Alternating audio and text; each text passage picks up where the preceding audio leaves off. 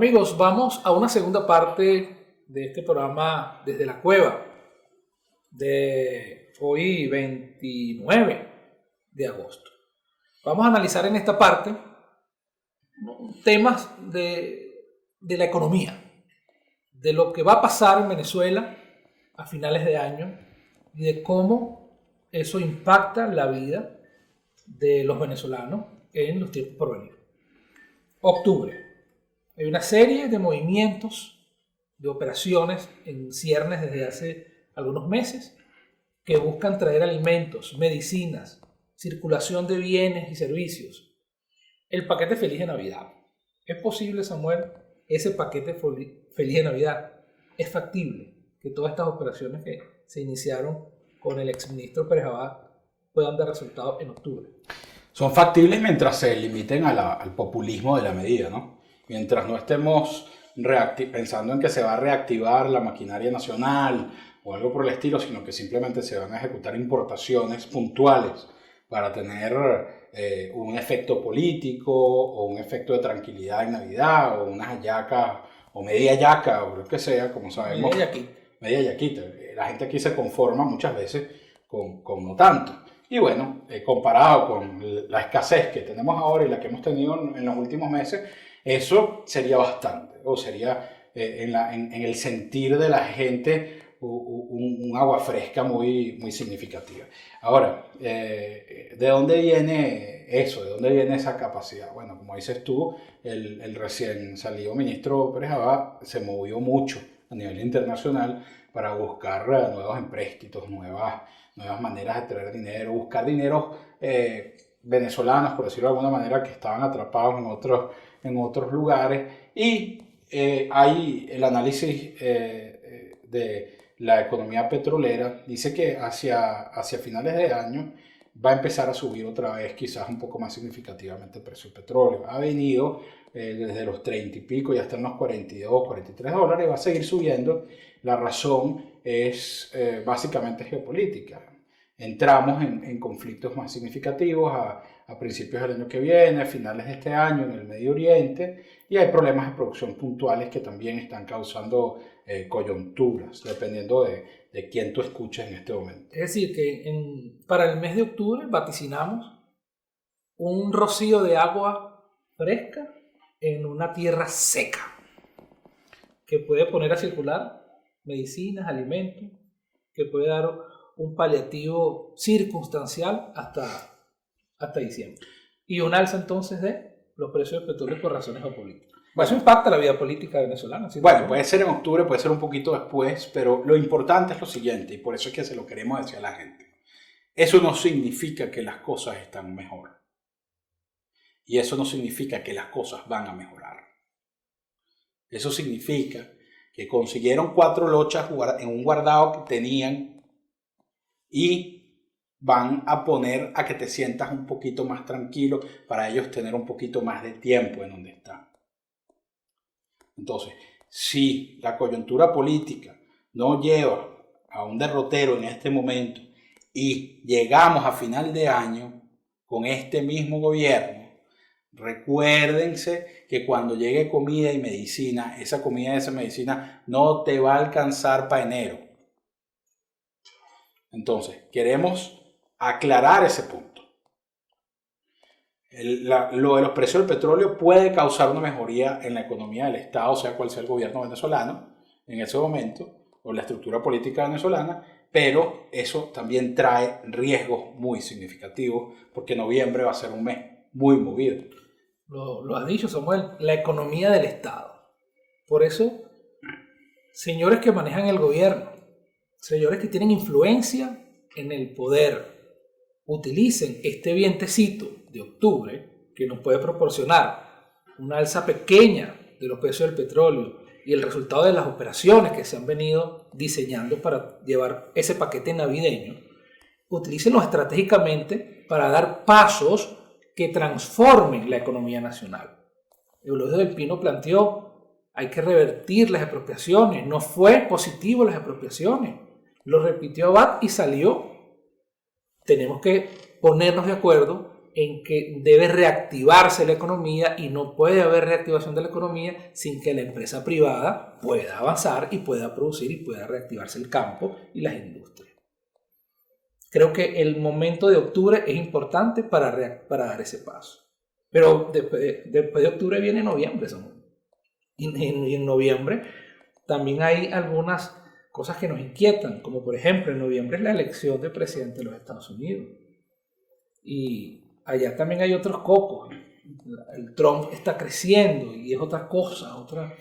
Parece que se rompiera el establishment con Trump en Norteamérica. ¿Cómo ves tú ese tema de las elecciones y de la posibilidad de tener a lo mejor un gobierno más hostil que los anteriores? Porque los anteriores no han sido hostiles. Bueno, después de la próxima elección en los Estados Unidos vamos a tener un gobierno hostil sin importar quién gane. Y Venezuela no ha experimentado lo que es tener una fuerza hostil directa contra Venezuela desde Cipriano Castro, desde que dejamos de pagarle a los alemanes. Entonces, eso plantea una realidad sumamente complicada para quien quiera que sea el gobierno en ese momento. ¿Por qué? Bueno, porque Trump ya ha dicho en voz alta que se viene contra Venezuela si gana.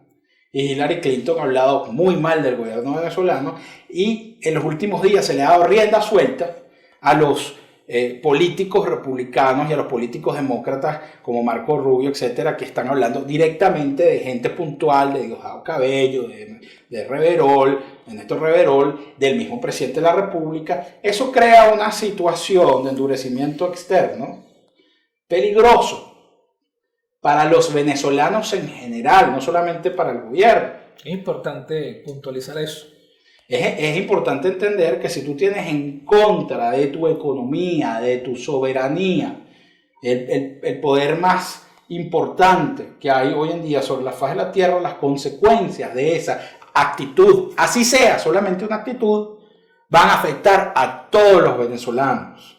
Entonces, hay que tomar las medidas necesarias para regular esa actitud, para cambiar lo que está creando esa animosidad contra Venezuela, porque si no las consecuencias las vamos a sufrir absolutamente todos. Venezuela entonces debe protegerse frente a esta eventual situación que desalinea los intereses. ¿Cómo se protege Venezuela internamente y externamente?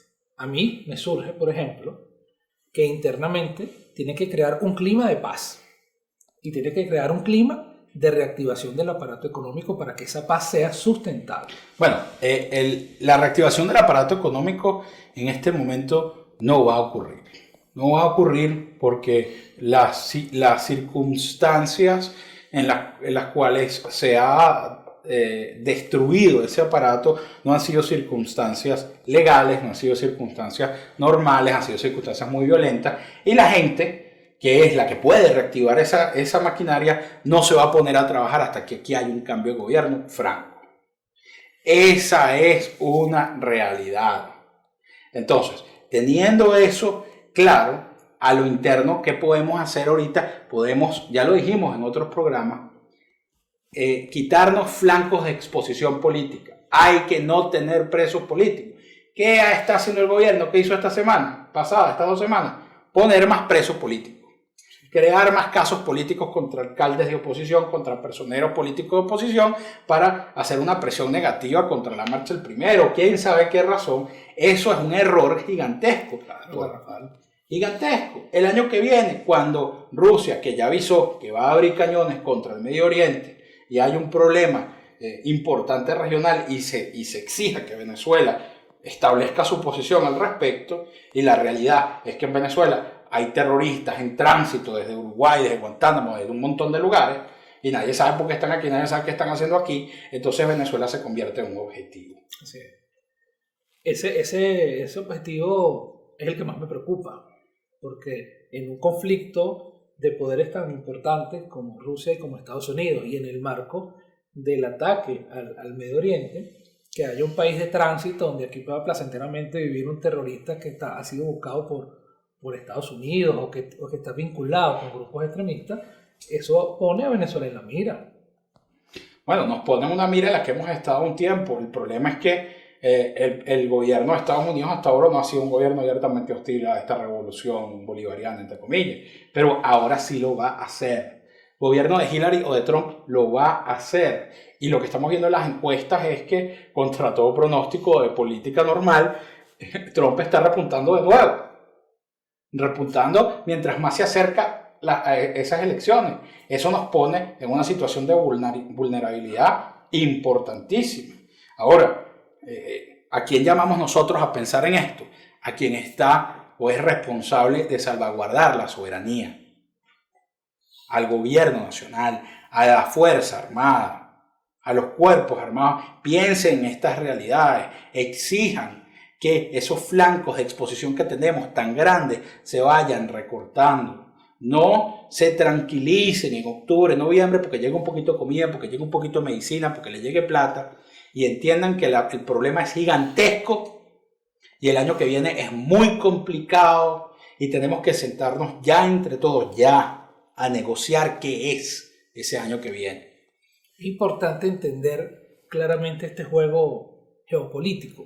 Los invitamos a ver en nuestra página otros programas que hemos grabado anteriormente en ocasión del caso de Turquía, porque muchas de las cosas que pasan en el mundo nos afectan, sobre todo porque somos la reserva más importante petrolera, somos la reserva más importante de agua y de muchos otros recursos naturales. Entonces Venezuela va a estar en el foco de los intereses. Así que la soberanía no es solamente un tanque protegiendo una frontera, son jugadas políticas para generar estabilidad. Los invitamos a revisar bien estos temas, revisar nuestra página www.loscachicamos.com.be, a revisar nuestro plan de desarrollo nacional y a tomar en cuenta las recomendaciones que siempre lanzamos por estos medios.